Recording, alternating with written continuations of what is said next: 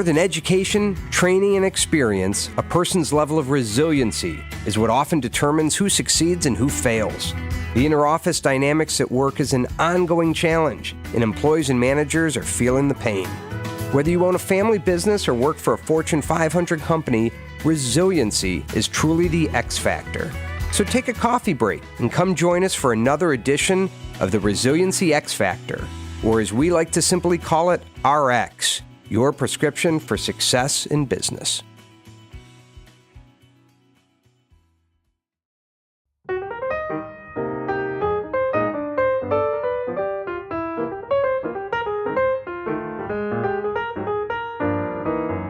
So Keith, in the past several years, we've heard a lot about this term emotional intelligence, and it seems to have really taken off. Help me understand, what is the difference between emotional intelligence and what most of us know when we think of that term IQ?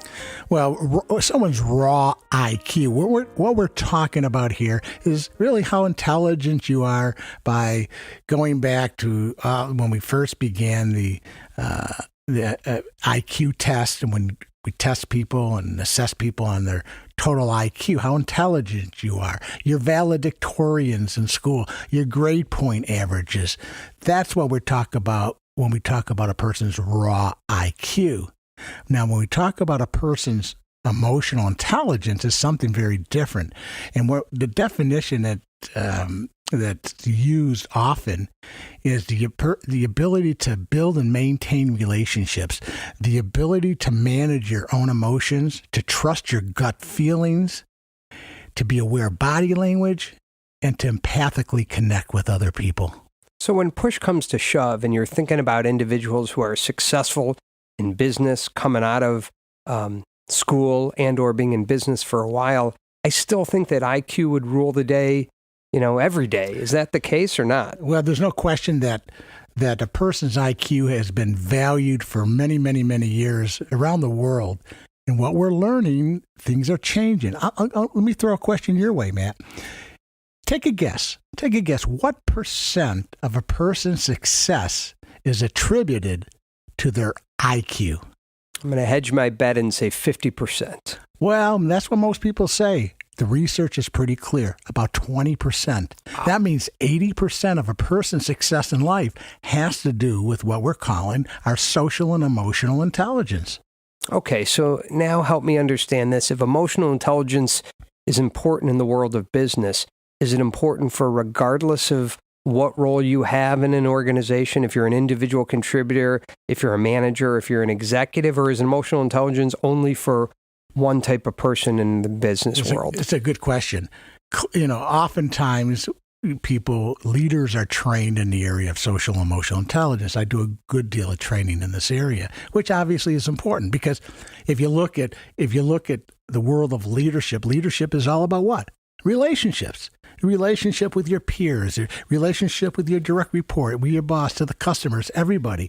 So if it's all about relationships, and that's what social emotional intelligence is, the ability to build and maintain relationships, this is critical for a leader. But now let's look beyond that. To me, everybody involved in the workplace, if we had the ideal world would be everybody in the workplace having a strong social and emotional intelligence, because we're all interconnected. We're all relating to one another. And so to me, it's crucial that everybody strengthens their social and emotional intelligence. So if we've established that emotional intelligence is important to the success in the world at work, I guess my next question is, are you just hardwired with a certain emotional intelligence, or can it actually be something that can be learned, enhanced, and improved? Because if it can't, stop me now. If it was genetically fixed, we probably wouldn't be talking about it right now. We can strengthen our social and emotional intelligence without doubt. Okay, so let's break it down even further. When we're thinking about emotional intelligence, how would you break it down into maybe, quadrants, something to try to get a good handle on how that sort of breaks down? The four elements that we like to focus on begins with the emotional intelligence side. And on that side, if you would, it starts with self-awareness. If you want to change something, if you want to modify your behavior, you need to become aware of it. So everything begins with self-awareness. The second part of that on the emotional intelligence side is once you become aware of your emotions, your feelings, you need to manage it. You don't want to be flying off the wall. You don't want to be, unflappable during difficult times. On the social intelligence side, this is where we introduce social awareness, which is a mirror image of self-awareness. And this is being aware of your surroundings. If you're walking in a parking lot where the lights are dark, and are you aware of what's around you? And are you aware of somebody else's emotions and feelings and their body language? And the last is social skills. And there's numerous social skills, but the three I like to focus on is listening with social emotional intelligence, perspective taking, and responding with social emotional intelligence. Okay, so let me take you back to that whole emotional intelligence part where you talked about self-awareness. Now, I'm a TV guy, and so when I'm thinking of people who are maybe not self-aware, I think of shows like Seinfeld and the character George Costanza. Is that what you mean when you say people who lack self-awareness? Absolutely. And, for every listener right now who's listening, think about your TV shows that you enjoy, and think about characters who play a role who lack self-awareness. George Costanza, for example, he's one who lacks self-awareness. You got Sheldon from the Big Bang Theory. You have Steve Carell in The Office, and we have many, many people. And yet, in the workplace, there are people like that.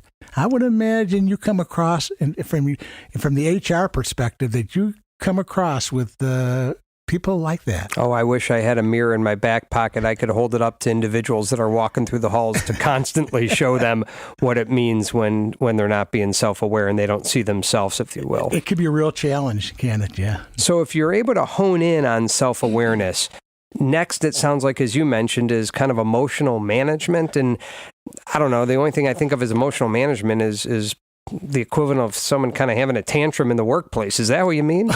I would imagine in your world of HR, you probably see a good deal of that, and you're correct. I mean, I'm working with a surgeon right now who ripped the phone out of the wall in the OR, threw it across the room at a nurse. How would you like to be the patient on the gurney? I wouldn't want to be, and I hope that's covered by Blue Cross. Yeah, so the ability to manage your emotions, because let's face it, I mean, there's so many triggers out there in the workplace and life that's going to trigger our emotional state. So it becomes critically important at that time to manage your impulses, your moods, your feelings. And the way we do that is linking your thoughts, your feelings, and your behavior, because our thoughts drive our feelings. So give me a skill. Give me something that we could do in the office as an employee, as a manager, to better improve either that self-awareness or that emotional management. The emotional management, the key is reframing, what I call reframing your stinking thinking, because our thoughts create our feelings and our behavior. So when you're feeling angry, it's because you're having angry thoughts. If you're happy, you're having happy thoughts. So if you can get to your stinking thinking, those negative thoughts, take a look at it, challenge it, make it more rational, and reframe it by looking at it in a more neutral or benign manner, that's the definition of reframing. And I'll give you another life example of reframing. Think about someone maybe in your life, a relative who maybe had a serious cancer and they're dying, and then they die. What are some of the common reframes you hear people say? Well, you may say to yourself, at least they lived a good life. At least they lived a long life. Right. Or they're not in pain any longer, or they're at peace. These are all reframes. It helps us deal with the life issues, the life adversities that we all experience. Because let's face it, we're all going to be punched in the nose of life. So it sounds like, in a way, we can apply some of the everyday tricks and techniques that we use managing through our life outside of the workplace, in our workplace, to be successful around emotional intelligence. No question about it. We're teaching kids in school today on the importance of relating and connecting from an emotionally intelligent position. All right. Well, now that I think that we've gotten a pretty good handle on the emotional intelligence side of the house, I think when we come back, we can explore social awareness and getting into what are some of those social skills and the awareness skills you need to have socially to drive success in the business world on that front as well. Absolutely. All right. Look forward to coming back in just a minute.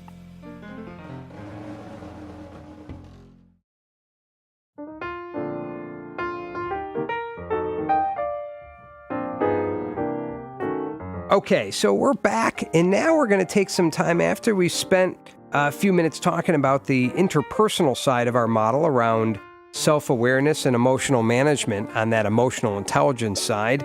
Keith, share with us a little bit more around the social intelligence components. What are the two aspects of social intelligence we need to be thinking about? It's first is social awareness, which really is a mirror image of self-awareness. It's being aware of your surroundings, etc., and other people.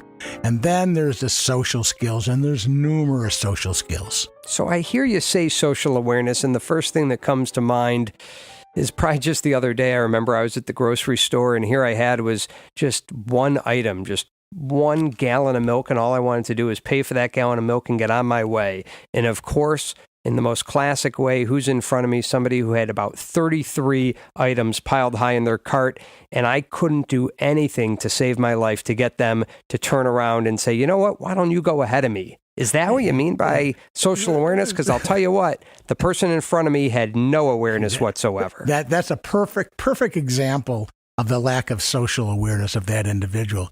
And that's very much part of what we're talking about here. Not only are you aware of somebody else's behavior, but you're aware of their feelings. You're aware of, just connecting, the ability to connect with them. And so it begins with, all in our brain. This is what we understand about the new neuroscience, is that we are wired to connect with one another. And we are social creatures. And we're wired to be empathic. So you put all that together, we are all about relationships. So when we talk about social awareness, it's being aware and attending to other people's needs and where they're coming from. So, I gave you my Saturday morning in the grocery store challenge around social awareness. Let's connect it back to the business world. How does social awareness factor into every day in the work environment that we're in? Well, and just everything that we do. And what I see so much when I coach other executives, this is a critical area. And it's being aware of the direct reports or a peer or anybody else who maybe is going through a tough time. Let's face it, many of us spend more time at work than we do with our own families. And so we don't have all this leisure time like we used to have. So if something's going on at home, maybe someone's going through a divorce, well, guess what? They're coming into the workplace with those thoughts, those feelings. And so it's going to affect their performance.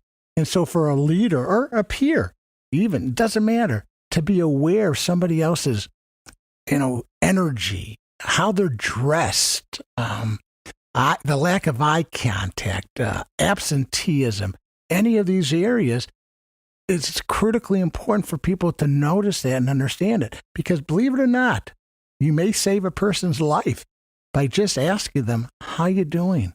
You look sad today, whatever the case may be. But how do you manage that? I've been a human resource professional in the trenches, if you will, for many years. And I'll tell you, a lot of times managers are just doing more with less. They have tasks at hand. They have to get the job done. The pressure is on.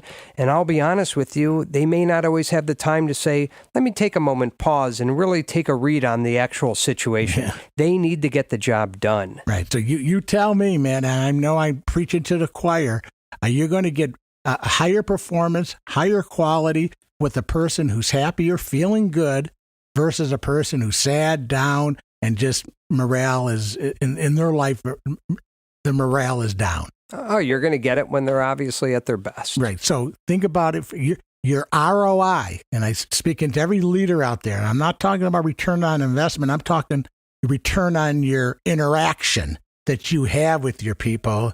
That's critical. So if you want to enhance your ROI as a leader, you need to interact. You want to connect with your people. And we're not robots. We're human beings. So not only do you want to connect on what I call the technical side, the the functional things that every leader has to do in their given day. But you know what? We are emotional creatures, and we must respond and connect on an emotional level also. That seems fair. So before those managers are working with their employees to help get the task done, take some time, be socially aware, and really read the situation and make sure anything needs to be addressed in advance of the task at hand. Now, the next piece I think you talked about was social skills, right? Yep. So tell us a little bit more about how social skills factors into the whole social intelligence. Well, there's numerous skills, obviously, when we talk about the social skills.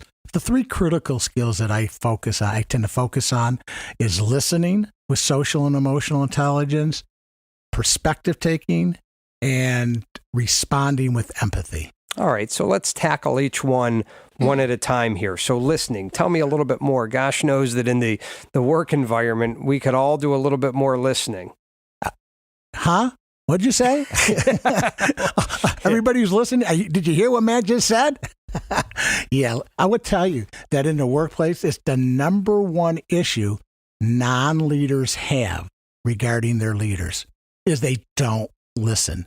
And we're trained in our society not to listen. There's so many blockers that get in the way. So you're saying employees feel as though their managers aren't listening to what the employees are saying. Absolutely. It's the number one issue non-leaders complain about their leadership. So for those managers that are dialed in, give us a real quick skill that they could do to help improve their listening skills. Listen with your eyes, ears, and heart. Stop talking over them. Use the what I call the WAIT technique.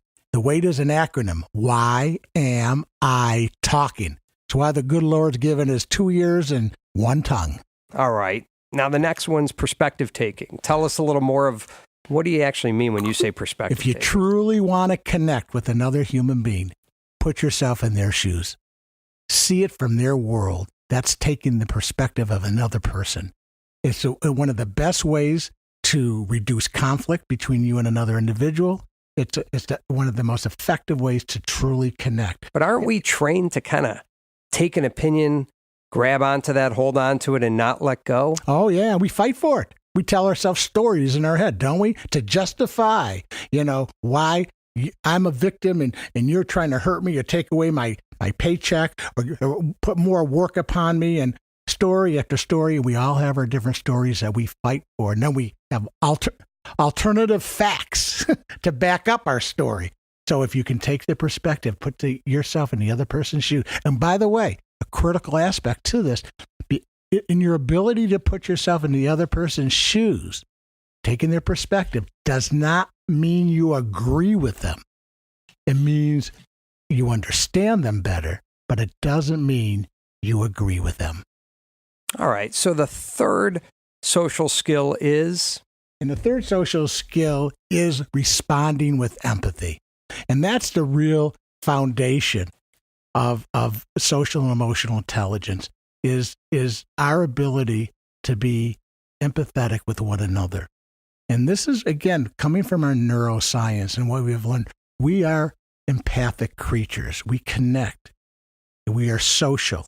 And so the ability to, again, in a sense, there's so many different definitions of empathy, but putting yourself in their shoes, understanding with the person.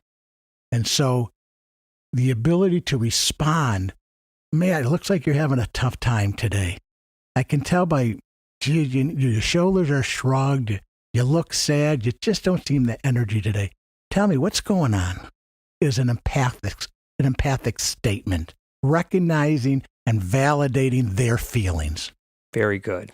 All right. Well, Keith, I can't thank you enough. This has been yet another insightful podcast. If I have one takeaway, I would tell you it probably is about not only bringing your mind and your brain to work, but also bringing your heart to work as well and doing it through emotional intelligence. You got it. Well, as we continue to kind of navigate through those dynamics of the workplace, hopefully EI is yet another tool that individuals can apply to their success in the workplace. Thanks again for contributing. Thank you.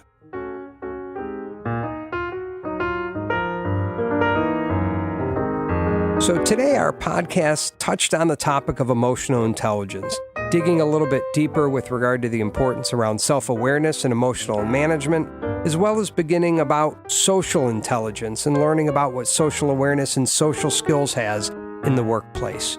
And whether you're an individual contributor or whether you're a leader of hundreds, whether you're working for that small family business or you're at a Fortune 500 company, hopefully emotional intelligence was a skill that you could learn to once again help navigate and guide you through the success in your everyday workplace.